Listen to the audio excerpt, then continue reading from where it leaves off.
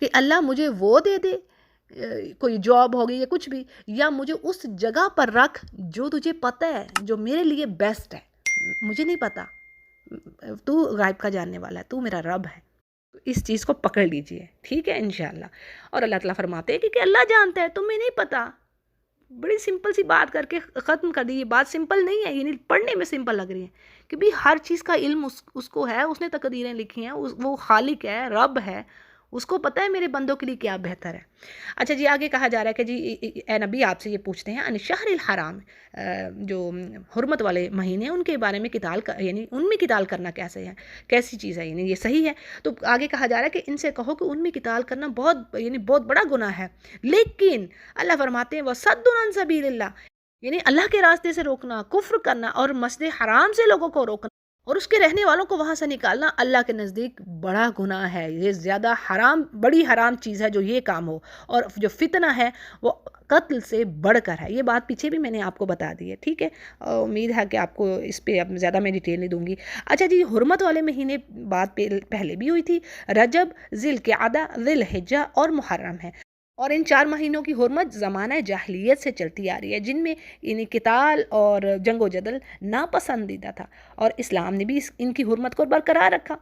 اب اس میں ایک واقعہ آ رہا ہے۔ آپ صلی اللہ علیہ وسلم کے زمانے میں ایک مسلمان فوجی دستے کے ہاتھوں، یعنی مسلمان آرمی تھی، ان سے کیا ہوا کہ رجب کے مہینے میں ایک کافر قتل ہو گیا، اور بعض کافر انہوں نے قیدی بنا لیے۔ اب مسلمانوں کو علم نہیں تھا کہ یہ اب یعنی رجب شروع ہو گیا، تو کافروں نے مسلمانوں کو طعنہ دیے کہ دیکھو یہ حرمت والے مہینے کی حرمت کا خیال نہیں کر رہے، یعنی اس میں تو جنگ و جدل وغیرہ منع ہے۔ یہاں تک کہ زمانہ جاہلیت میں بھی کوئی اپنے باپ کے قاتل کو بھی دیکھ لیتا تو وہ اس مہینے میں اس کو قتل نہ کرتا، یعنی اتنی تعظیم کرتا۔ تو مسلمانوں پر تو ظاہر ہے یہ زیادہ واجب ہو گئی۔ اب کیا تھا کہ انہوں نے طعنے دیے کہ یہ آپ نے حرمت والے مہینے میں یہ کام کیا۔ اب جس پر پھر اللہ نے یہ اس آیت کو نازل کیا کہ یقیناً حرمت والے مہینے میں قتال بڑا گناہ ہے۔ اللہ نے پہلے واضح کر دی بات کہ یقیناً بات تو ایسی ہے، لیکن بات یہ ہے کہ جو یہ کام کر رہے ہیں، خود یہ جو کافر کام کر رہے ہیں، یہ بڑے جرم کر رہے ہیں کہ اللہ کے راستے سے، مسجد حرام سے لوگوں کو روک رہے ہیں، اور وہاں سے مسلمانوں کو نکالنے پر ان کو نکال رہے ہیں، مجبور کر رہے ہیں، اور شرک کر رہے ہیں، تو یہ بڑا گناہ ہے، ٹھیک ہے جی؟ شرک اکبر ہے، یعنی فتنہ، کفر و شرک اللہ کے نزدیک قتل سے بھی بڑھ کر ہے۔ اور آگے ایمان والوں سے کہا جا رہا ہے کہ یہ لوگ تم سے لڑائی کرتے ہی رہیں گے، یہ بالکل باز نہیں آئیں گے، یہاں تک کہ ان کا تو بس یہی، یعنی ان کا بس نہ چلے کہ تمہیں مرتد ہی کر دیں، یعنی ان کا دل یہ چاہتا ہے کہ تم واپس اسی جگہ پر آ جاؤ، اپنے جیسے یہ کفر کریں تم بھی ویسا ہی کام کرو، اور تم میں سے جو لوگ بھی اپنے دین سے پلٹ گئے اور اسی کفر کی حالت میں وہ مرے، یعنی مرتد ہو کے، نعوذ باللہ، تو ان کے سارے اعمال، دنیا اور آخرت کے اعمال غارت ہوئے، اور یہ لوگ جہنمی ہیں، ہمیشہ اسی میں رہنے والے ہیں۔ اور اس کے برعکس جو ایمان والے ہیں اور جنہوں نے اللہ کی راہ میں ہجرت کی، یعنی وہ اتنی تکالیف، پریشانیاں جھیلیں، اپنے گھروں سے مجبور ہو گئے نکلنے پر، اور اللہ کی راہ میں جنہوں نے سٹرگل کی، یعنی جو جہاد کیا، قتال کیا اللہ کی راہ میں، اور وہ اللہ کی رحمت کے طلبگار ہے، تو اللہ تعالیٰ غفور الرحیم ہے، یعنی اللہ کرم کرے گا ان پر۔ اچھا جی، یہاں پر تھوڑی سی بات رکھتی چلوں، مرتد کی، یعنی مرتد کی سزا تو یہی ہے کہ وہ قابل قتل ہے، ٹھیک ہے؟ لیکن اگر مرتد توبہ کر لیتا ہے، پلٹ آتا ہے، تو اس کی توبہ بھی قابل قبول ہے۔ اچھا جی، اگلی آیت میں 2 چیزوں کے بارے میں پوچھا جا رہا ہے، یعنی سوال کرتے ہیں صحابہ آپ سے، یسألونک عن الخمر، یعنی شراب اور جوئے کے بارے میں، تو اے نبی ان سے کہہ دیجئے کہ اس میں فائدے بھی ہیں، لیکن اس کے جو نقصان ہیں وہ زیادہ بڑے ہیں، یعنی ان دونوں چیزوں میں فائدہ تو ہے، نقصان زیادہ بڑا ہے۔ یعنی دیکھیں، شراب کے بھی دنیاوی فائدے، یعنی بعض اوقات انسان کی باڈی ایکٹیو ہو جاتی ہے، زیادہ ذہن میں تیزی آ جاتی ہے، اور اسی طرح جوئے کو آپ دیکھ لیں تو بعض اوقات انسان بڑا مال جیت جاتا ہے، اس کو بڑا فائدہ نظر آ رہا ہوتا ہے، لیکن یہ بھی ہوتا ہے کہ بعض اوقات بالکل ہی کنگال ہو کے رہ جاتا ہے۔ یعنی دکھنے میں تو وہ فائدے نظر آ رہے ہیں دنیاوی طور پر، لیکن ایک تو آخرت بھی برباد، اور نقصانات بھی، دنیاوی نقصانات بھی بہت زیادہ ہیں۔ دیکھیں، اب ہمارے تو دین میں حرام ہے نا دونوں چیزیں، لیکن یہ اللہ نے میسج دے دیا تمام لوگوں کے لیے، منافع للناس، ٹھیک ہے؟ اور اسمہما بھی کہہ دیا، الناس کو یہ میسج چلا گیا کہ اگرچہ تم سمجھ رہے ہو، یعنی اس میں نان بلیورز کی بات آ گئی، ٹھیک ہے، کلیئر ہوگی کہ اگرچہ وہ سمجھ رہے ہیں جس میں بڑے بینیفٹس ہیں، لیکن اللہ نے کہا نقصان بڑا ہے بھئی، اس چیز کو سمجھو۔ یہ خالی ایمان والوں سے بھی نہیں بات کہی جا رہی، بڑی اہم بات ہے۔ ایمان والوں کی تو اللہ نے کہہ دیا نا کہ حرام ہے، پھر اگلی جیسے صورتوں میں ہم پاتے ہیں یہ چیز کہ یہ دونوں چیزیں حرام ہیں ایمان والوں پر۔ اچھا جی، آگے ہم دیکھتے ہیں کہ وہ کہتے ہیں جی کیا خرچ کریں، تو اللہ فرماتے ہیں کہ جو یعنی تمہاری ضروریات سے اضافی اب جو چیز بچ رہی ہے تو اس کو تم خرچ کر دو۔ دیکھیے اس میں یہ بھی بات آتی ہے، ایک حدیث کے مطابق ایک آتا ہے شخص آپ کے پاس، تو وہ پوچھتا ہے کہ میں کیسے خرچ کروں مال کو، یعنی میں یہ مفہوم رکھ رہی ہوں میں آپ کے آگے حدیث کا،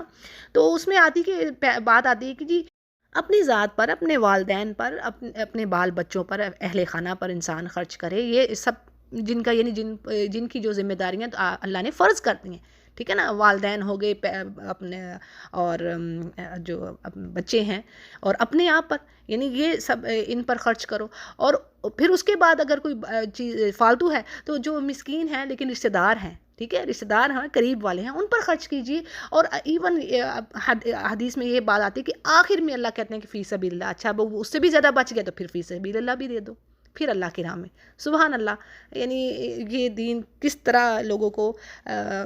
بہترین اصولوں کی طرف لے کے جانے والا ہے، اور اللہ اپنی آیتوں کو اسی طرح واضح کر رہا ہے تم پر تاکہ تم غور و فکر کرو دنیا اور آخرت میں۔ پھر جی آگے کہا جا رہا ہے کہ یہ آپ سے پوچھتے ہیں یتیموں کے بارے میں، تو ان سے کہیے کہ ان کی اصلاح کرنا بہترین بات ہے، اور اگر تم ان کے مالوں کو اپنے مالوں کے ساتھ ملا لیتے ہو تو وہ تمہارے بھائی ہیں، اور اللہ خوب جانتا ہے جو فساد کرنے والا ہے اور جو اصلاح کرنے والا ہے، یعنی جو اللہ سے ڈرنے والا ہے۔ اچھا جی، یہاں پر بات آئی نہیں جو جب آیت آئی تھی نا کہ ظلمن مال جو کھانے والا ہے یتیم کا، بڑی سخت وعید آئی تھی نا کہ وہ اپنے پیٹ میں آگ بھر رہا ہے، اور پھر اتنی زیادہ احادیث ہیں، اب یہاں پر تو میں نے پہلے بھی بات رکھی ہے الحمدللہ بتائی ہے کہ بدترین گھرانہ اسے کہا گیا ہے دنیا کا جس کے گھر میں یتیم بچہ اور اس کے ساتھ برا سلوک ہو رہا ہے، اور بہترین گھرانہ وہ ہے جس کے گھر میں یتیم بچہ اور اچھا سلوک اس کے ساتھ ہو رہا ہے۔ پھر اسی طرح یہ بھی بات آتی ہے نا کہ جو یہ چاہے کہ وہ اس کا دل نرم ہو، سافٹ ہو، تو وہ یتیم کے سر پر ہاتھ پھیرے، اور پھر یہ بھی بات آتی ہے نا کہ یتیم کے سر پر جتنے بال ہیں اتنی نیکیاں وہ لے گا جو یتیم کے ساتھ یعنی سر پر ہاتھ پھیرتا ہے، اور پھر اسی طرح جنت میں ساتھ کا وعدہ ہے آپ صلی اللہ علیہ وسلم کا، جس نے یتیم کی کفالت کی، اتنا ریوارڈ رکھتی ہے سبحان اللہ، کہ اللہ نہیں چاہتے تھے کہ یعنی ایسے جو بچے ہیں جن باپ کا چلے جانا ایک بہت بڑی چیز ہوتی ہے، سائبان چھن جانے والی چیز ہوتی ہے، تو اللہ نے ان کو چھوڑا نہیں ہے، یعنی یہ ریوارڈ کیوں رکھ دیا، اور بعض اوقات یقین جانے کہ ایسا ہوتا ہے کہ وہ جو بیچاری کوئی بیوہ ہوتی ہے، وہ اگر وہ شاید وہ اپنے شوہر میں اتنی چیزیں وہ نہیں حاصل کر پا رہی تھی جتنی اس کو بعد میں بھی اللہ فراوانیاں دیتا ہے، خوشحالیاں، یہ ایسی بھی بات ہے، دنیا میں مثالیں ہیں الحمدللہ۔ اچھا جی، یہ بات ہوئی، تو اب یہاں پر کہا جا رہا ہے کہ دیکھو وہ یعنی صحابہ کرام ڈر گئے اس وارننگ سے جو میں نے پیچھے ابھی بتا دی ہے، تو انہوں نے یتیموں کی ہر چیز کو الگ کر دیا، حتیٰ کہ کھانے پینے کی چیز کو، اور وہ خراب ہو جاتی، تو اس ڈر سے کہ ان کو ڈر ہوتا ہے کہ کہیں ہم پر پکڑنا آ جائے، تو اللہ نے پھر یہ آیت نازل فرمائی کہ دیکھو نہیں یہ ایسا نہ ہو، یعنی ایسے چیزیں ضائع تو نہیں نہ کرنی، اب کہا کہ اپنے ان کے مالوں کو اپنے مالوں میں تم ملا سکتے ہو، اجازت ہے، اور اللہ کو خوب پتہ ہے کون تم میں اصلاح کرنے والا ہے۔ پھر جی آگے بڑا اہم حکم ایمان والوں کو کہ کہا جا رہا ہے کہ تم ہرگز نکاح نہ کرو جو مشرکین عورتیں ہیں، یہاں تک کہ وہ ایمان لے آئیں، وہ مومنہ ہو جائیں، اور ایک لونڈی مومنہ لونڈی بہتر ہے ایک مشرکہ سے۔ اسی طرح کسی اسکالر کا کہنا ہے کہ وہ آپ اس چیز کو اس طرح سمجھے کہ کوئی مشرکہ اگر مس ورلڈ بھی ہے اور آپ بھائی آپ اس کو چھوڑ دیجئے، مس ورلڈ کو آپ ایک جھاڑو پھیرنے والی سے کر لیجئے اگر وہ مومنہ، یعنی ایکسٹریم مثال دی گئی، ٹھیک ہے،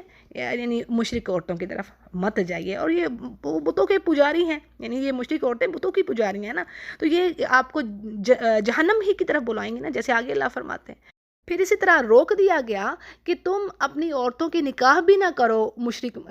مردوں سے، اگرچہ تمہیں وہ بھا رہے ہیں لیکن ان سے بہتر ہے کہ مومن مرد ہو۔ اب آپ وہ سمجھ لیجئے کہ اگر وہ مومن ہے، چاہے وہ معاشی طور پر کمزور ہے، نہیں اس کی حیثیت، لیکن اگر آپ کے پاس کوئی چوائس نہیں ہے تو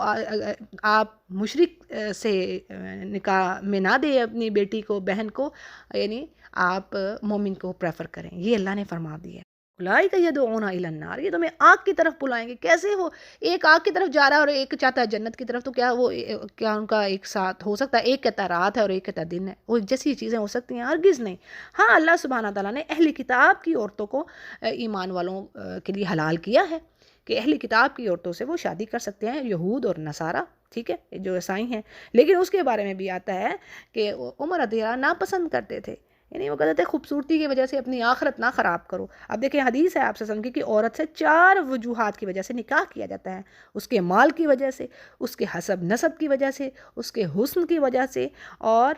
اس کے دین کی وجہ سے۔ تو آپ نے فرمایا کہ تم دیندار عورت کو چوز کرو۔ صحیح بخاری اس کو روایت کرتے ہیں۔ اچھا جی، اللہ فرما رہے ہیں کہ اللہ تعالیٰ اپنی آیتوں کو کھول کھول کر بیان کر رہے ہیں لوگوں کے لیے تاکہ وہ نصیحت حاصل کریں۔ اور پھر جی آگے حید کے بارے میں بات آ رہی ہے کہ یہ آپ سے نبی حید کے بارے میں پوچھتے ہیں، جو یعنی عورتوں کو جو منتھلی سائیکل ہے اس کے بارے میں بات آ رہی ہے، تو وہ کہا جا رہا ہے کہ وہ ایک تکلیف دہ چیز ہے، یعنی بیماری بھی ہے اور اس میں تکلیف بھی ہے۔ بس اس ٹائم پہ عورتوں سے یعنی دور رہو اور ان کے قریب نہ جاؤ یہاں تک کہ وہ پاک ہو جائیں، اور جب وہ پاک ہو جائیں تو پھر جس طرح اللہ نے یعنی تمہیں ان سے مباشرت کرنے کا حکم دیا ہے اسی طریقے سے کرو۔ یعنی جو لوتی والا عمل ہے وہ ہرگز نہیں ہونا چاہیے، یعنی جو اللہ نے نیچرل وے بنایا ہے اسی طریقے سے عمل ہونا چاہیے۔ اور اللہ تعالیٰ محبت کرتا ہے جو توبہ کرنے والے ہیں اور پاک رہنے والے ہیں۔ اور یہ جو تمہاری عورتیں ہیں نا، تمہاری کھیتیاں ہیں، بس اپنی کھیتیوں میں آؤ جس طرح تم چاہو، اور اپنے نفسوں کے لیے یعنی نیکیاں جو خیرات ہیں وہ بھیجو آگے اللہ کے ہاں، اور اللہ سے ڈرو اور جان لو کہ تم اس سے ملنے والے ہو۔ اور گڈ نیوز ہے، بشارت ہے مومنین کے لیے۔ جی اگلی آیت میں کہا جا رہا ہے کہ تم اپنی قسموں کو اس طرح نہ نشانہ بناؤ کہ بھلائی اور نیکی کے کاموں کی اصلاح چھوڑ بیٹھو گے، یعنی غصے میں یہ قسم نہ کھاؤ کہ جی میں فلاں کے ساتھ نیکی نہیں کروں گی، یا فلاں کے ساتھ بات نہیں کروں گی، تعلقات ختم کر دوں گی، یا صلح نہیں کرواؤں گی۔ تو اس قسم کی جو قسمیں ہیں اس سے منع کیا جا رہا ہے کہ ایسی قسمیں مت کھاؤ جس میں اللہ کی نافرمانی کی بات آ رہی ہے، اور وہ سب سے زیادہ سننے والا اور جاننے والا ہے، اور وہ پکڑ نہیں کرتا تمہاری ایسی قسموں پر یعنی جو تم بلا وجہ ہی کھا لیتے ہو۔ کچھ لوگوں کی عادت ہوتی ہے نا، بلا وجہ ہی، بغیر کوئی ارادہ کے، کوئی انٹینشن نہیں ہوتی، بس قسم کھا لی، ہاں اللہ کی قسم ایسے ایسے۔ تو جیسے واللہ واللہ کہنا، یہ بھی عربوں میں بھی ہوتی ہے۔ تو اللہ فرما رہے اس قسم کی قسموں پر اللہ نہیں بات پکڑ کرتا، لیکن اس قسم پر اللہ پکڑ کرتا ہے جو تم جان بوجھ کر پورے ارادے کے ساتھ کھائی جائے کہ میں فلاں کام نہیں کروں گی، پوری انٹینشن کے ساتھ آپ کو سمجھو کہ میں یہ اس پر قسم کھا رہی ہوں، ٹھیک ہے۔ تو وہ پھر اگر قسم ہے اس کو اگر پورا نہیں کیا جا رہا اور اس کو توڑ دیا ہے تو پھر اس پر کفارہ ہے، ٹھیک ہے، یعنی کفارہ ادا نہیں ہوگا تو اللہ پکڑ کرے گا۔ اور یہ بھی بات آتی ہے کہ اللہ کی نافرمانی کے کاموں پر بالکل بھی قسم نہ کھائیے، اور اگر ایسی قسم کھا لی ہے تو اب اس کو توڑنا لازم ہے، اس کو توڑیے، یعنی جو اللہ کی نافرمانی کے پر جو قسم کھائی جائے، اللہ کی نافرمانی اللہ نے کہہ دیا نا، یہ قسم نہ کھاؤ میں نیکی نہیں کروں گی، میں فلاں نہیں کروں گی، تو یہ نہیں قسم کھانی ہے۔ اگر کسی نے کھا لی ہے اب اس کو وہ توڑے اور پھر اس پر کفارہ دے۔ اور قسم کا کفارہ کیا ہے جی؟ 10 مسکینوں کو کھانا کھلانا درمیانے درجے کا، جو انسان اپنے گھر والوں کو کھلاتا ہے، یا ان کو کپڑا دینا، یعنی 10 مسکینوں کو یا تو آپ کھانا کھلا دیں یا پھر ان کو کپڑا دے دیں، یا پھر ایک غلام یا لونڈی آزاد کریں۔ اور جو یہ تینوں چیزیں نہ کر سکے تو وہ پھر کیا ہے 3 دن کے روزے رکھے۔ تو یہ ہے قسموں کا کفارہ۔ اور غلام یا لونڈی آزاد کرنا آج اسکالرس کے نزدیک ایسا ہے کہ کسی کوئی مقروض ہے تو اس کا اگر آپ قرض ادا کر دیتی ہیں تو وہ بھی اسی چیز میں یعنی ایسی ہی چیز ہو جاتی ہے کہ گویا کہ کسی غلام کو آزاد کرنا، ٹھیک ہے جی۔ اور اللہ تعالیٰ غفور اور حلیم ہے۔ اچھا جی، اگلی آیات میں طلاق کے حوالے سے یعنی جو ایشوز ہیں، جو مسائل ہیں، جو لاز ہیں، اور اسی طرح بیوہ کے بارے میں، بیوہ کی عدت کیا ہوگی، کس ٹائم پہ وہ نکاح کر سکتی ہے، تو یہ ساری ڈیٹیل ہم اگلے 3 پیجز میں پڑھیں گے، ٹھیک ہے۔ پہلی آیت میں بات آ رہی ہے کہ جو لوگ اپنی بیویوں سے تعلق نہ رکھنے کی قسم کھا لیتے ہیں ان کے لیے اللہ نے 4 مہینے کی مدت دے دی ہے، اور اگر وہ لوٹ آتے ہیں تو اللہ تعالیٰ غفور الرحیم ہے۔ اب دیکھیں، ایلا کے معنی ہے قسم کھانے کے، ٹھیک ہے، یعنی اگر کوئی شوہر یہ قسم کھا لے کہ میں اپنی بیوی سے 1 مہینے یا 2 مہینے تک تعلق نہیں رکھوں گا، پھر وہ اس قسم کی مدت پوری کر کے تعلق قائم کر لیتا ہے تو اس پر کفارہ نہیں ہے۔ یعنی اس نے قسم کھائی کہ 2 مہینے تک میں اس سے بات چیت نہیں کروں گا، تعلق نہیں رکھوں گا۔ اب وہ جب 2 مہینے یعنی اس نے اپنے ٹائم پیریڈ کو پورا کیا اور پھر اس نے صلح کر لی تو اس پر کوئی کفارہ نہیں ہے۔ ہاں، اب اگر مدت پوری ہونے سے پہلے ہی وہ چاہتا ہے کہ میں اس تعلق قائم کر لوں، قسم تو کھا لی تھی، لیکن اب چاہتا ہے کہ میں تعلق پہلے ہی بنا لوں، تو اب کیا ہے، یعنی قسم ٹوٹے گی نا پھر اس کی، تو اب اس کو اس پر کفارہ دینا ہوگا۔ اچھا جی، اب مثال دوسری طرف بھی ہے، یعنی کوئی ایسا بھی ہو سکتا ہے جو کہ کوئی ٹائم فکس ہی نہ کرے، یعنی 4 مہینے سے کہیں زیادہ کی یعنی مدت کی کو فکس کیے بغیر ہی وہ قسم کھا لے، کوئی مدت فکس نہیں کرتا اور قسم کھا لیتا ہے کہ میں اپنی بیوی سے تعلق نہیں قائم کرتا، تو اب ایسے شخص کے لیے کیا ہے؟ تو اس پر کہا جا رہا ہے کہ اس کے لیے یہ ہے، یعنی یہاں پر آرڈر کر دیا گیا کہ 4 مہینے کا ٹائم ہے اس کے لیے، یہ نہیں ہو سکتا کہ وہ سال تک اس بیوی کو چھوڑ دیا، لٹکا کے رکھ دیا، اس کے لیے 4 مہینے کا ٹائم ہے۔ اب اس پر یہ بات ہے کہ اگر 4 مہینے گزر گئے تو یا تو وہ بیوی سے تعلق بنا لے یا پھر اسے طلاق دے دے، یعنی 4 مہینے سے زیادہ اس کو آپ بیوی کو معلق نہیں رکھ سکتے، اس کو ایسے یعنی خراب نہیں کر سکتے کسی کی زندگی کو۔ یعنی کیا ہوگا کہ عدالت اس کو مجبور کرے گی کہ ایک آپشن اختیار کرے، یا تو اپنی بیوی کو اپنے پاس رکھے یا پھر اس کو طلاق دے دے، اور اگر کوئی طلاق کا ارادہ کرتا ہے تو اللہ تعالیٰ سننے والا اور جاننے والا ہے، یعنی اللہ تعالیٰ پھر اپنی وسعت سے دونوں کو دینے والا ہے۔ اگلی آیت میں طلاق یافتہ عورتوں کی عدت کے بارے میں بات ہو رہی ہے، یعنی اللہ فرما رہا ہے کہ وہ عورتیں جن کو طلاق ہو گئی ہے وہ اپنے آپ کو 3 حیض تک رکھیں، یعنی ان کی عدت کا ٹائم پیریڈ کیا ہے؟ 3 ماہ یا 3 حیض، ٹھیک ہے۔ لیکن ایک بات کو سمجھ لیجئے کہ یہاں پر 2 عورتیں اس میں نہیں آتی، وہ ایکسیپشن ہے۔ وہ 2 عورتیں کون سی ہیں؟ یعنی جن کو اگرچہ طلاق ہو گئی ہے لیکن ان کا ٹائم پیریڈ ڈیفرنٹ ہے، یعنی عدہ کا ٹائم جو ہے دوسروں کی نسبت، وہ اس میں سب سے پہلی جو عورت ہے وہ کون سی ہے؟ جو حاملہ ہے، یعنی جو پریگننٹ ہے، اس کی جو عدت کا ٹائم ہے اس کے بچے کی پیدائش تک ہے، یعنی جب تک بچہ پیدا نہیں ہوتا وہ عدت میں ہی رہیں گے۔ اور اسی طرح دوسری ٹائپ کیا ہے؟ وہ عورت جس کو دخول سے پہلے ہی طلاق ہو گئی ہو، یعنی جس کو مرد نے چھوا ہی نہیں اور اس کو طلاق دے دی ہے، تو اس پر عدت ہے ہی نہیں، سورۃ الاحزاب میں اللہ نے فرما دیا۔ تو یہ 2 عورتیں نکال کر باقی تمام جو عورتیں ہیں ان کے لیے یہی رول ہے کہ 3 حیض آنے تک یا 3 ماہ، یہ فقہا کے درمیان ہے، ذرا تھوڑے سے دنوں کا ڈفرنس آتا ہے، تو یہ رائے ہے کہ 3 ماہ تک یا 3 حیض تک وہ اپنے آپ کو روکے رکھیں گی، اپنی عدت کو پورا کریں گی۔ اور آگے اللہ نے فرما دیا، یعنی طلاق یافتہ عورتوں کے لیے یہ بات ہرگز جائز نہیں ہے، جو اللہ نے ان کے رحم میں پیدا کیا، یعنی اگر وہ حاملہ ہیں تو وہ اس چیز کو چھپائیں یا پھر وہ حیض کو چھپائیں، یعنی یہ دونوں چیزیں نہ چھپائیں۔ مثلا یہ کہیں کہ جی طلاق کے بعد مجھے 1 یا 2 حیض آئے ہیں، حالانکہ 3 حیض آ چکے ہوں، مقصد کہ وہ پہلے خامد کی طرف وہ رجوع کرنا چاہتی ہوں، یا پھر معاملہ اس کے الٹ ہو، یعنی وہ رجوع نہیں کرنا چاہتی ہوں پچھلے شوہر سے، تو کہیں گے جی 3 حیض آ گئے ہیں، جبکہ ایسا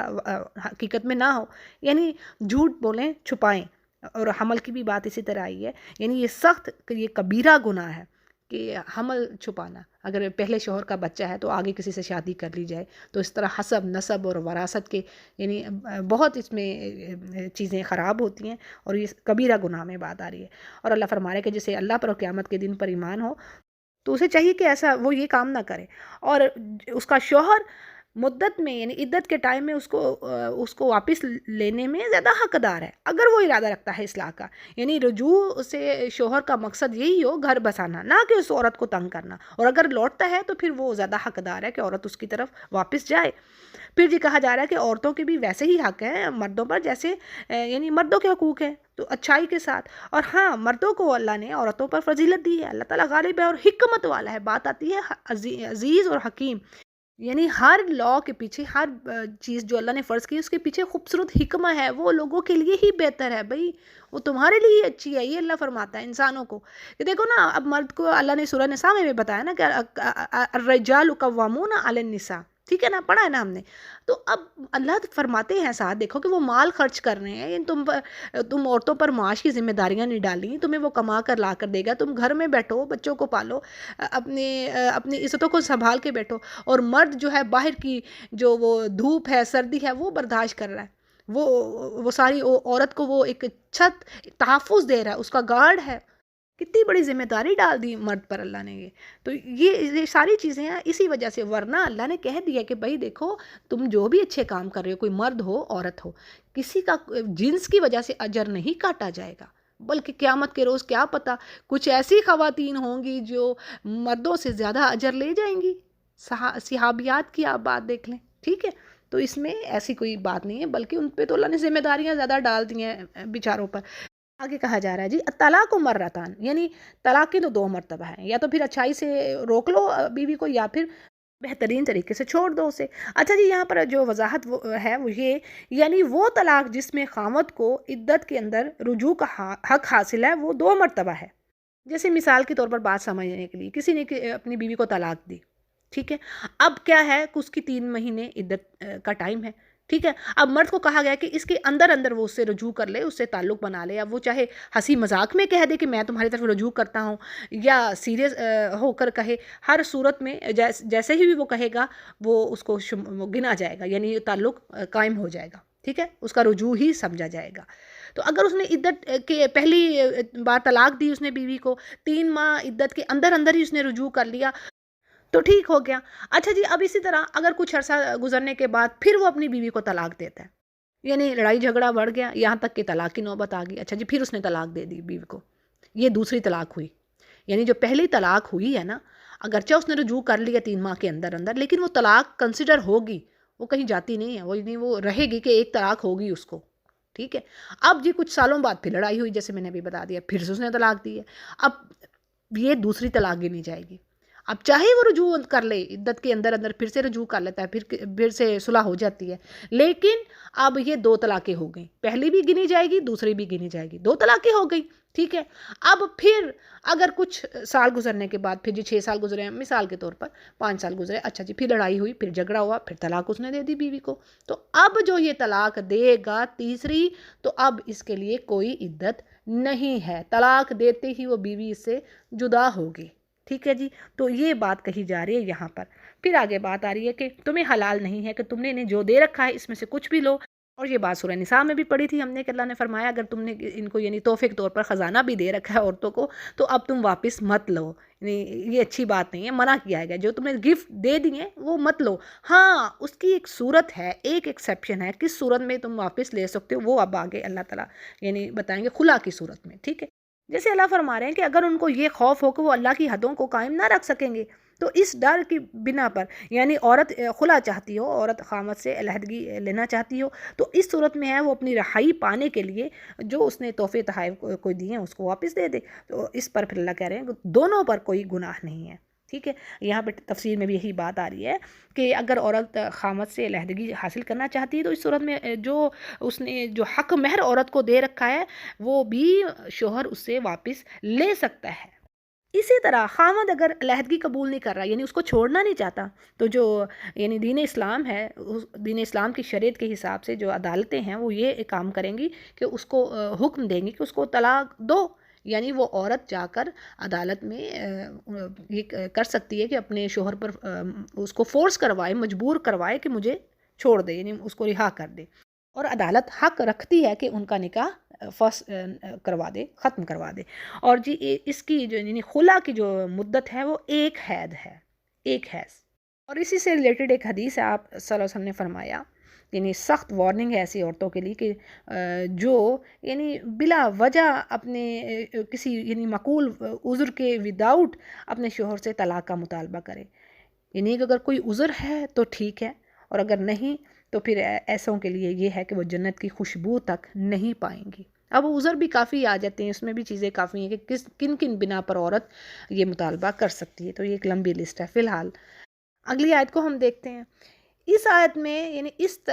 جو طلاق کے بارے میں بات ہو رہی ہے، مفہوم میں آپ کے آگے رکھ دیتی ہوں تاکہ بات سمجھ آ جائے۔ اس طلاق سے تیسری طلاق مراد ہے، یعنی تیسری طلاق کے بعد خامد رجوع نہیں کر سکتا، جیسے میں نے اوپر مینشن کر دیا، اور نہ ہی وہ نکاح کر سکتا ہے۔ یعنی یہ بات ہے نا کہ اگر 3 مہینے جو اس کا حیض کا ٹائم تھا پہلی طلاق کے بعد، اگر وہ 3 مہینے کے اندر وہ رجوع نہیں کرتا، بعد میں کرتا ہے، تو پھر بعد میں اس کو نیا نکاح اور نیا حق مہر دینا ہوگا، لیکن وہ اس کے ساتھ کر سکتا ہے، ٹھیک ہے، رجوع دوبارہ سے اسی اپنی عورت سے۔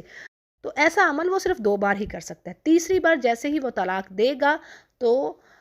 بات ختم، اور وہ تب تک یعنی اگر وہ دوبارہ پھر اس عورت کے پاس جانا چاہے تو ایسا نہیں ہو سکتا جب تک کہ وہ عورت کسی اور مرد کے نکاح میں جائے اور دوسرا شوہر اپنی مرضی سے اسے طلاق دے دے یا فوت ہو جائے، تو اس کے بعد وہ اس سے نکاح کر سکتا ہے، یعنی اس کنڈیشن میں۔ اب یہ کنڈیشن ہے، اور یہ اس سے یہ چیز بالکل بھی جائز نہیں ہے یہ سمجھ لینا کہ یہ جو حلالہ کا طریقہ ہے، نعوذ باللہ، یہ یعنی یہ لعنتی فعل ہے۔ یہاں پر تفسیر میں انہوں نے بات بتا دی ہے۔ آپ صلی اللہ علیہ وسلم نے فرمایا حلالہ کرنے والے اور کروانے والے دونوں پر لعنت ہے۔ ترمذی اس کو روایت کرتے ہیں، یہ چھوٹی بات نہیں، یعنی یہ حلالہ یعنی نہ کرنے والے اور کروانے والے، وہ تو اب اللہ نے ایک آپشن دی ہے کہ دیکھو اب اگر یعنی کہ کسی عورت نے اب دوسرے شوہر سے شادی کر لی، اب وہ قدرت کی بات ہو کہ وہ فوت ہو جائے یا وہ طلاق دے دے، تو پھر اب وہ دوبارہ پہلے والے کے پاس آ سکتی ہے۔ دیکھو لیکن اللہ نے کتنا وقت بھی تو دیا نا، مرد کتنی سہولت یعنی کتنی ڈھیل بھی تو دی، 2 بار تو چانس دیا، اب ہر وقت تو لڑائی جھگڑا، ہر چیز میں کوئی حکمہ ہے۔ وہ کیا پتا کہ پھر وہ دوبارہ اس کے پاس جائے اب دوسرے شوہر کے بعد آنے کے، یعنی کہ وہ مر گیا ہے یا کچھ اس طرح، پھر وہ وہی کام کر رہا ہو پہلے والا شوہر۔ تو بہرحال اللہ خوب جاننے والا ہے، اس کو پتہ ہے ان چیزوں کا، اور اللہ فرماتا ہے یہ اللہ کی حدود ہیں جو تمہیں یعنی ایسی قوم کے لیے اللہ بیان کر رہا ہے جو علم رکھنے والے ہیں۔ پھر جی آگے کہا جا رہا ہے کہ جب تم طلاق دو اپنی عورتوں کو اور وہ عدت تک پہنچے تو بس یا تو یعنی ان کو اچھے طریقے سے بسا لو یا پھر ان کو بہترین طریقے سے چھوڑ دو، اور ان کو تکلیف پہنچانے کی غرض سے نہ روکو، یعنی ایسا نہ کہو کہ ان کو تنگ کرنا آپ کا مقصد ہو۔ اور اس طرح بعض لوگ یہ بھی کرتے ہیں جی مذاق میں طلاق دے دی، مذاق میں نکاح کر لیا یا آزاد کر دیا، تو پھر کہتے ہیں کہ جی میں نے تو مذاق کیا تھا۔ تو اللہ تعالیٰ کی آیات سے استہزاء اس کو قرار دیا ہے، یعنی اس سے روکا گیا ہے۔ آپ صلی اللہ علیہ وسلم نے فرمایا کہ مذاق سے بھی اگر کوئی کام کسی نے کر لیا تو اس کو حقیقت ہی سمجھا جائے گا، اور اس میں چیز آ رہی ہے کہ مذاق کی طلاق یا مذاق کا نکاح یا آزادی نافذ ہو جائے گی۔ سنن ابن داؤد اس کو روایت کر رہے ہیں۔ پھر اللہ فرما رہا ہے کہ میری نعمتوں کو یاد کرو، یعنی تم پر اللہ نے یہ احسان کیا ہے، تمہاری طرف کتاب اتاری، حکمت کی باتیں بتائی جا رہی ہیں، احادیث ہیں نبی کریم صلی اللہ علیہ وسلم کی، فرائض ہیں کتاب میں، یعنی یہ بہترین اصول ہیں تمہارے لیے زندگی گزارنے کے، تمہاری بہتری ہی کے لیے ہیں، اور اللہ کا تقوی اختیار کرو اور جان لو کہ اللہ تعالیٰ ہر چیز کو جاننے والا ہے۔ پھر جی آگے طلاق یافتہ عورتوں کے بارے میں تیسرا حکم دیا جا رہا ہے کہ عدت گزرنے کے بعد پہلی یا دوسری طلاق کے بعد اگر پہلا شوہر یعنی بیوی کی رضامندی سے دوبارہ نکاح کرنے اور دونوں نکاح کرنا چاہیں تو تم ان کو مت روکو، یعنی یہاں پر یہ بات کہی گئی ہے۔ جیسے نبی کریم صلی اللہ علیہ وسلم کے زمانے میں ایک ایسا واقعہ ہوا، یعنی عورت کے بھائی نے اس پر انکار کر دیا، یعنی اس کے پہلے شوہر نے نکاح کے لیے بھیجا پیغام تو اس کے بھائی نے انکار کر دیا، اس پر پھر یہ آیت اتری، صحیح بخاری اس کو روایت کرتے ہیں، یعنی کہ اللہ چاہتے ہیں کہ اسی چیز میں بہتری ہے، صلح ہی بہتر ہے، اور پھر دونوں میاں بیوی انہوں نے ایک وقت گزارا ہوتا ہے اپنے ساتھ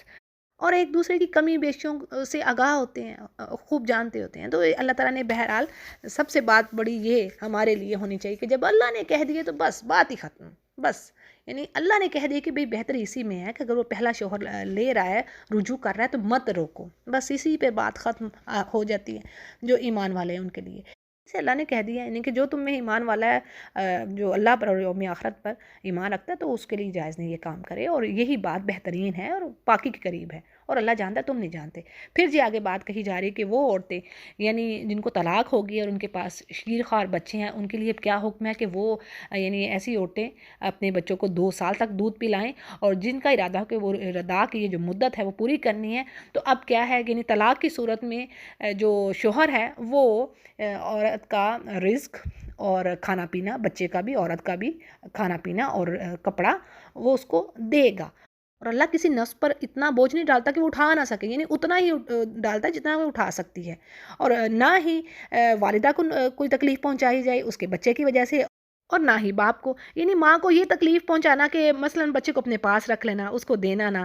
تو زبردستی چھین لینا، تو یہ چیز نہیں کرنا، یعنی اس ڈر سے کہ اس کو خرچہ دینا پڑے گا، تو یہ نہیں ظلم ہونا چاہیے، ٹھیک ہے۔ پھر اسی طرح باپ کو یہ تکلیف نہیں دینی چاہیے، یعنی ماں دودھ پلانے سے انکار کر دے یا پھر اس کی حیثیت سے بڑھ کر مالی مطالبہ کرے۔ دیکھیں نا اللہ نے کہہ دیا نا کہ اس کی ذمہ داری ہے شوہر کی کہ اگر وہ بچہ ماں کے پاس ہے دودھ پی رہا ہے تو اب اس کا وہ کپڑا بھی دے گا، کھانا بھی دے گا، تو اب یہ عورت کرے کہ جی زیادہ اس سے پیسے مانگے تو یہ بھی یہ ہے باپ کو تنگ کرنے کا طریقہ، ٹھیک ہے۔ یہ دونوں چیزیں اللہ نے واضح کر دی کہ ایسا مت کرو۔ اور اسی طرح اگر باپ فوت ہو گیا، ٹھیک ہے، بیوہ ہے کوئی، باپ فوت ہو گیا تو اب اس کے فوت ہونے کی صورت میں ذمہ داری وارثوں پر ہے کہ وہ بچے کے ماں کے حقوق اسی طریقے سے ادا کرے جس طرح اللہ نے کہہ دیا ہے، نہ عورت کو تکلیف ہو اور نہ ہی بچے کی پرورش میں کوئی مسئلہ آئے۔ اور پھر آگے دونوں میاں بیوی سے کہہ دیا گیا کہ اگر دونوں ماں باپ اپنی رضامندی اور باہمی مشورے سے دودھ چھڑوانا چاہیں تو کوئی گناہ نہیں ہے اس پر. یعنی مرد کہے کہ میں نے کسی اور سے دودھ پلوانا تو ٹھیک ہے، اور اگر عورت انکار کر دے میں نے نہیں دودھ پلانا تو اس پر بھی یعنی دونوں پر کوئی گناہ نہیں آتا. اور اگر تمہارا اپنی اولاد کو دودھ پلوانے کا ارادہ ہو تو بھی تم پر کوئی گناہ نہیں ہے، جبکہ تم دستور کے مطابق اس کو دو. یعنی اگر باہر کسی سے پلوایا جا رہا ہے تو اس کو دستور کے مطابق اس کا معاوضہ، اس کا حق دینا ہے. اور کہا جا رہا ہے کہ اللہ سے ڈرتے رہو اور جان لو کہ اللہ تعالیٰ تمہارے تمام اعمال کو دیکھ رہا ہے. اگلی آیت میں بیوہ کی عدت کے بارے میں بتایا جا رہا ہے. یعنی اللہ فرما رہے ہیں وہ لوگ جو تمہیں فوت ہو جائے اور اپنی بیویاں چھوڑ جائیں تو وہ عورتیں اپنے آپ کو 4 مہینے اور 10 دن یعنی روکے رکھیں نکاح سے. ٹھیک ہے، یعنی یہ ہے ان کی جو مدت 4 مہینے 10 دن. پھر جب یہ مدت ختم کر لیں تو پھر وہ اچھائی کے ساتھ جو بھی اپنے لیے نکاح کرنا چاہیں کہیں بھی تو ان پر کوئی گناہ نہیں ہے، اور اللہ تعالیٰ ہر عمل کو دیکھ رہا ہے. اس کی ذرا مختصر وضاحت سمجھ لیں. یہ جو عدت ہے نا یعنی بیوہ کی، تو اس میں مدخولہ ہو یا غیر مدخولہ، یعنی جس کو اس کے شوہر نے چھوا ہو یا نہ چھوا لیکن اس پر عدت ہوگی. پیچھے طلاق کے بارے میں ہم نے پڑھا تھا نا کہ جس کو چھوا نہیں اس کی طلاق کی عدت ہی نہیں ہے، لیکن بیوہ کی ہے. ٹھیک ہے، یہ بات سمجھ لیجیے گا، بیوہ کی ہے چاہے وہ جوان ہو یا بوڑھی ہو. البتہ وہ عورت اس سے بری ہے. کون سی عورت؟ جو کہ حاملہ ہے. بس حاملہ اس سے بری ہے.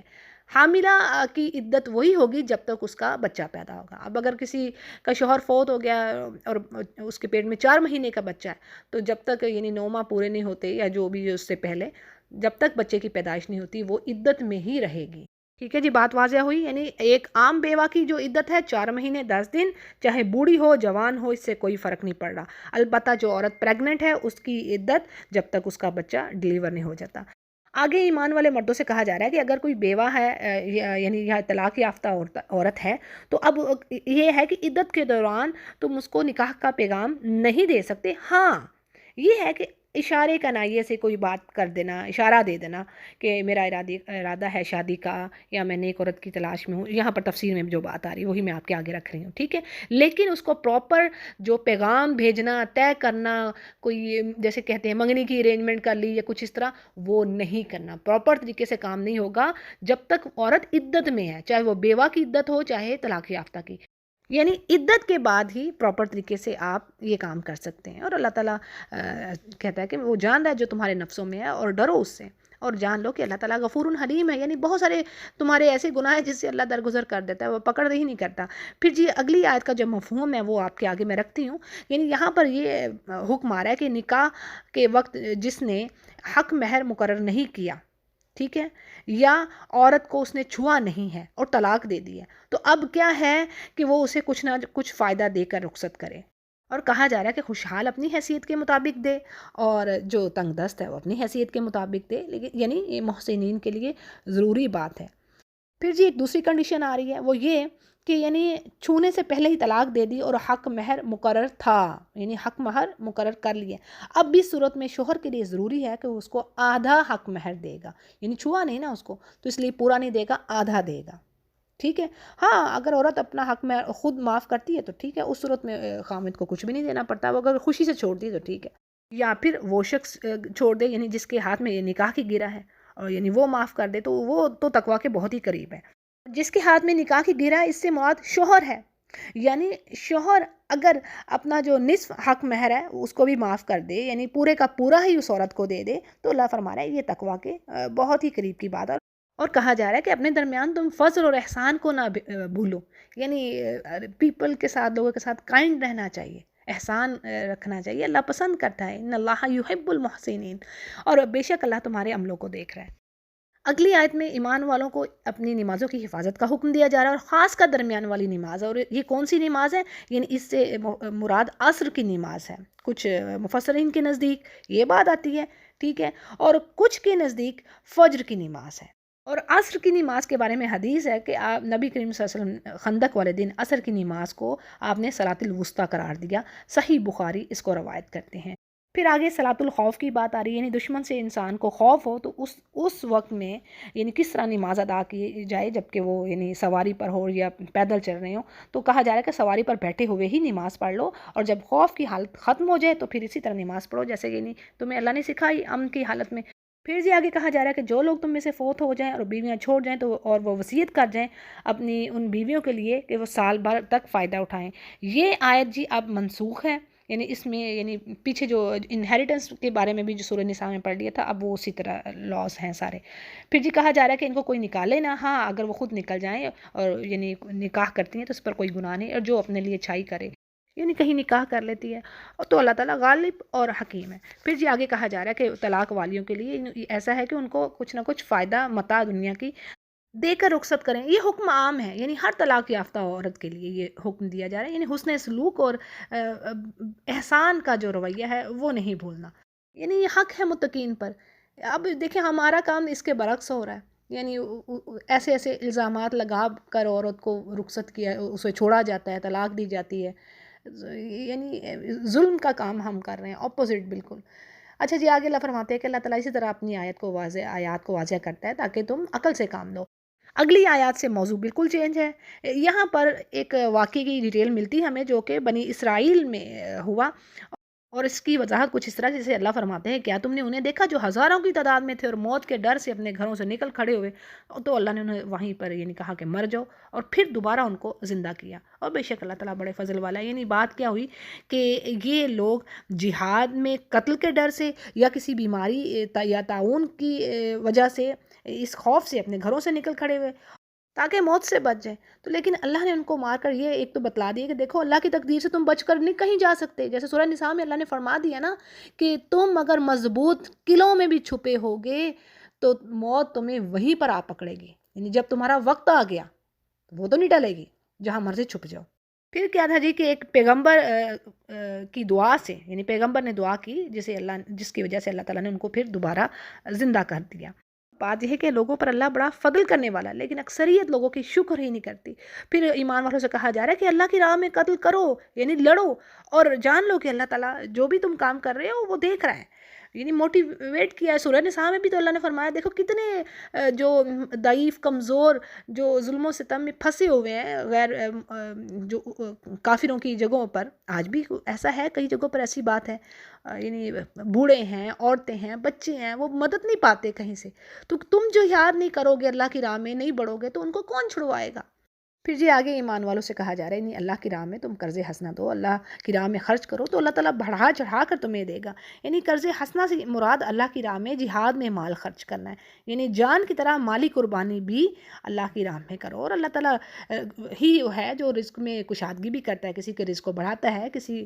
کے تنگ کر دیتا ہے, آزمائش میں ڈالتا ہے کسی کو. لیکن ہر ایک چیز کے پیچھے اللہ کی خوبصورت حکمہ ہے, اور اسی کی طرح تم سب کو لوٹنا ہے. آگے بنی اسرائیل ہی کی بات چل رہی ہے کہ اللہ فرماتے ہیں کہ کیا آپ نے موسیٰ علیہ السلام کے بعد یعنی اسرائیل کی جماعت کو دیکھا جنہوں نے اپنے پیغمبر سے یہ کہا کہ ہمارے لیے کوئی بادشاہ مقرر کر دیجیے تاکہ ہم اللہ کی راہ میں جہاد کریں. یعنی وہ چاہتے تھے کہ اللہ کی راہ میں جہاد کریں. تو پیغمبر نے کہا کہ ممکن ہے جہاد فرض ہو جانے کے بعد تم جہاد ہی نہ کرو. تو وہ کہنے لگے کہ بھلا ہم نہ اللہ کی راہ میں کیوں نہ لڑیں گے, کہ ہم تو اپنے گھروں سے یعنی ہمیں اپنے گھروں سے نکال دیا گیا, بچوں سے دور کر دیا گیا, یعنی اتنے ظلم و ستم ہم پر ہوئے اور ہم تو لڑیں گے. لیکن ہوا کیا کہ جب جہاد فرض ہوا تو سوائے تھوڑے سے لوگوں کے سب پھر گئے, اور اللہ خوب جان رہا ہے ظالموں کو. اب کیا تھا جی ان کے اصرار پر, یعنی نبی صلی اللہ علیہ وسلم نے اصرار کیا کہ کوئی ہمارے لیے کوئی مقرر کیجئے شخص. تو اس پر نبی نے کہا کہ اللہ نے تمہارے لیے طالوت کو تمہارا یعنی بادشاہ بنایا ہے. تو کہنے لگے کہ بھلا اس کی ہم پر حکومت کیسی ہوگی, ان سے زیادہ تو حقدار ہم ہیں حکومت کے, یعنی یہ تو مالی حیثیت سے بھی کمزور ہیں. یہ دیکھیں اخلاقی پستی کا حال. طالوت اصل میں ان کی نسل سے نہیں تھے, یعنی بنی اسرائیل کے بادشاہوں کا سلسلہ جن سے چل رہا تھا. یہ غریب اور ایک عام فوجی تھے, اور اس پر انہوں نے اعتراض کیا. تو پیغمبر نے کہا یہ میرا انتخاب نہیں ہے, یعنی میں نے تو چوز نہیں کیا, یہ تو اللہ نے مقرر کیا انہیں. اور اس کے علاوہ دیکھو بات یہ ہے کہ یہ جو جس کو لیڈرشپ کے لیے مال سے زیادہ عقل اور علم اور جسمانی طاقت کی ضرورت ہے, اور طالوت میں یہ ساری خوبیاں تھیں. تو بات یہ ہے کہ اللہ نے جس کو چن لیا اپنے اس پوزیشن کے لیے, منصب کے لیے, اور وہ فضل والا جس پر چاہتا ہے اپنی رحمت کرتا ہے. تو اس میں اب جو عام انسان ہے اس کا اختیار نہیں باقی رہتا ہے, جو اللہ فیصلے کر دیتا ہے. پھر مزید ان کے نبی کہتے ہیں کہ دیکھو اس کی بادشاہت کی نشانی یہ بھی ہے کہ تمہارے پاس وہ تمہارا صندوق آ جائے گا جس میں تمہارے رب کی طرف سے تمہارے لیے سکون دینے والی چیزیں، یعنی آل موسیٰ اور آل ہارون کا جو بقیہ جو ترکہ انہوں نے چھوڑا تھا، جو چیزیں تھیں، وہ فرشتے اسے اٹھا لائیں گے. یعنی یہ وہ صندوق یا تابوت تھا جس میں موسیٰ اور ہارون علیہ السلام کے تبرکات تھے، اور یہ تابوت ان کے دشمن ان سے چھین کر لے گئے تھے. تو اللہ تعالیٰ نے نشانی کے طور پر یہ بات کہی کہ وہ جو تابوت ہے جس کو تم اپنے لیے یعنی اپنے مبارک سمجھتے ہو، وہ تابوت فرشتے لے آئیں گے. تو یہ اس کی بادشاہت کی نشانی، اگر تم اس بات پر ایمان رکھنے والے، اگر تم مومن ہو. پھر جی آگے جنگ کی ڈیٹیل آتی ہے. یعنی جب طالوت اپنے لشکروں کو لے کر نکلے تو راستے میں ایک نہر ان کو پڑی، اور انہوں نے کہہ دی کہ اللہ نے تمہیں اس سے آزمانا ہے، یعنی اس میں تمہارے لیے ٹیسٹ ہے. یہ نہر اردن اور فلسطین کے درمیان ہے، ابن کثیر نے کہا. اب اس میں یہ تھا کہ انہوں نے کہا کہ جس نے اس سے پانی پی لیا وہ میرے ساتھ نہیں ہوگا، ہاں مگر یہ کہ تھوڑا سا اس میں سے چکھے، ٹھیک ہے، اپنے ہاتھ سے ایک چلو بھر لے لے. اب ہوا کیا کہ سوائے چند آدمیوں کے سب نے وہ پانی پی لیا. دیکھیں اب یہاں پر آزمائش یہ تھی کہ امیر کی اطاعت، اس کی اوبیڈینس ہر حال میں ضروری ہے، تاکہ دشمن سے جب لڑائی ہو تو یعنی ایسا نہ ہو کہ وہ امیر کچھ حکم دے اور فوجی کسی اور طرف جا رہے ہیں. تو یہ بڑی ہی ضروری بات ہے. اور اسی طرح فوجیوں کو بھوک پیاس اور دیگر سختیوں سے گزرنے، ان کو فیس کرنے کے لیے ٹرین کیا جاتا ہے تاکہ ان کی تربیت ہو. تو یہ بھی ایک طرح کی تربیت ہی تھی جو طالوت نے کہا کہ اس نہر سے پانی نہیں پینا. اور کہا یہ جاتا ہے کہ نہ پینے والوں کی تعداد 313 ہے، ٹھیک ہے، یعنی جو اصحاب بدر کی تعداد تھی. تو یہ 313 لوگ پھر طالوت کے ساتھ آگے لڑنے کے لیے گئے. اب جب وہ آگے جاتے ہیں تو وہ اہل ایمان جب دشمن کی بڑی تعداد کو دیکھتے ہیں اور خود وہ تھوڑی سے ہوتے ہیں تو اس پر یعنی کچھ گھبرا جاتے ہیں اور وہ کہتے ہیں کہ آج ہم میں تو طاقت نہیں ہے ان کے ساتھ لڑنے کی. تو اس پر وہ لوگ جو پختہ ایمان والے ہوتے ہیں وہ کہتے ہیں کہ دیکھو اکثر ہی ایسا ہوا ہے کہ چھوٹی سی جماعت بڑی جماعت پر غالب آ گئی ہے اللہ کی اذن سے. یعنی اللہ پر توکل رکھو، یہ جو دنیاوی سہارے ہیں ان پر بھروسہ نہیں کرنا. ہاں ان کو لینا ہے، تدبیر کرنی ہے، پلاننگ کرنی ہے. اللہ نے کہا ہے کہ تمہارے پاس زبردست جو جدید ٹیکنالوجی ویپنز ہونے چاہیے، بٹ توکل اللہ پر، ٹرسٹ اسی پر کہ یہ سارے بس دنیا کی چیزیں ہیں، اصل مدد اسی کی ہے، یہ ہونا چاہیے. ٹھیک ہے، کیونکہ یہ بھی ہوا نا بارہا، یہ بھی بات آتی نظر سامنے کہ جدید ہتھیاروں کے باوجود کوئی فلاپ ہو جاتا ہے، ڈیفیٹ ہو جاتا ہے. یہ آج بھی ہم ایسا ہوا ہے نا، اور اپنے راؤنڈ ہم دیکھیں مثالیں. پھر جی کیا ہے، جب وہ آمنے سامنے ہوتے ہیں دونوں فوجیں یعنی جالوت اور طالوت کی، تو وہ پھر ایمان والے دعا مانگتے ہیں، ربنا افریغ علینا صبرا، یعنی اے رب ہم پر صبر انڈیل دے. یعنی یہ نہیں کہا جا رہا کہ دے دے، آپ ورڈ کو سمجھیے، افریغ یعنی بہت سارا صبر، انڈیل دینا کسی چیز کو، ہمیں جمائے رکھے، یعنی استقامت دے کہ ہم ڈٹے رہیں دشمن کے سامنے اور ہماری مدد کر اس کافر قوم پر. تو جی جنگ کے حالات میں اس دعا کو پڑھنا چاہیے. ربنا سے آپ اس کو یاد کر لیجئے، ربنا افریغ علینا، ٹھیک ہے. آیت نمبر 250 ہے سورۃ البقرہ کی، کہ جنگ کے حالات ہیں، پریشانی ہے، تو اس کو لازمی پکڑیے. پھر جی کیا تھا کہ اللہ کے اذن سے اللہ نے ایمان والوں کو فتح دے دی اور داود علیہ السلام نے جالوت کو قتل کر دیا. اب داود علیہ السلام کے بارے میں آتا ہے کہ یہ ابھی پیغمبر نہیں تھے، نہ ہی بادشاہ تھے، اور یہ طالوت کے لشکر میں ایک سپاہی کے طور پر شامل تھے. تو ان کے ہاتھوں سے اللہ نے جالوت کا خاتمہ کروایا اور اہل ایمان کو فتح دی. اور اس کے بعد اللہ نے داود علیہ السلام کو بادشاہت عطا فرمائی اور نبوت بھی. اور حکمت سے بعض نے نبوت مراد لی ہے کہ اللہ نے ان کو نبوت دی، اور بعض یہ کہتے ہیں کہ اللہ نے ان کو لوہے کو ڈھالنا، لوہے سے چیزیں بنانا، زرے بنانا، یہ ہنر اللہ نے ان کو سکھا دیا. اور بعض کہتے ہیں اس سے مراد وہ امور ہیں، یعنی وہ فیصلے، وہ ارادے جو اس موقع پر، یعنی جنگ کے موقع پر اللہ تعالیٰ نے ان کو سمجھ دی داود علیہ السلام کو. اور اگلی آیت میں بڑی حکمہ کی بات اللہ فرما رہے ہیں کہ اگر اللہ بعض لوگوں کو بعض سے دفع نہ کرتا تو زمین میں فساد پھیل جاتا، لیکن اللہ دنیا والوں پر بڑا فضل کرنے والا ہے. یعنی اللہ کی سنت، اس کا طریقہ کہ انسانوں کے ہی ایک گروہ سے دوسرے گروہ کو اللہ ختم کرواتا ہے. کیونکہ کچھ ایسا ہوتا ہے نا، کچھ طاقت کے نشے میں، پاور میں، کہ ہم تو ہمارا اقتدار ہے، ہمارا رول چل رہا ہے، ہمارے پاس ایسی طاقت ہے کہ ہم ہر کسی کو دبا سکتے ہیں، تو اب وہ پھر دوسروں پر ظلم کرتے ہیں. تو یہ پھر یہ اللہ کا طریقہ ہے. کوئی اگر ایسے سر اٹھاتا ہے، سرکشی کرتا ہے، تو اللہ پھر اس کو کچلتا ہے کسی دوسرے گروہ سے. اور آگے نبی سے کہا جا رہا ہے کہ یہ اللہ کی آیتیں ہیں جنہیں ہم حق کے ساتھ آپ پر پڑھتے ہیں، اور یقیناً آپ اللہ کے رسول ہیں. یعنی پچھلے واقعات کا بتانا جو پیچھے ہو چکے ہیں، آپ کو تو معلوم نہیں، جیسے سورہ آل عمران میں ہم پڑھا ہم نے مریم علیہ السلام کے بارے میں، ان کی کفالت کے بارے میں، زکریا علیہ السلام کے بارے میں، تو اللہ فرماتے ہیں کہ آپ تو اس وقت موجود نہیں تھے، تو آپ کو تو ہم بتا رہے ہیں. تو یہ چیز آپ کے سچے نبی ہونے کی دلیل ہے کہ آپ پر وحی اتر رہی ہے. تو جی الحمدللہ ہمارا دوسرا جز مکمل ہوا. اس کے فضل و کرم سے کوئی طاقت نہیں ہے سوائے اس کے، یعنی نیکی نہیں ہم کر سکتے جب تک وہ ہمیں طاقت نہ دے. یا رب تو قبول فرما. بہت خطائیں ہوئی ہم سے، بڑے نقص ہیں ہمارے کاموں میں، اللہ تو کرم کرنے والا، تو ہم سے قبول فرما. ربنا تقبل منا انک انت السمیع العلیم وتب علینا انک انت التواب الرحیم. آخر دعوانا الحمد للہ رب العالمین.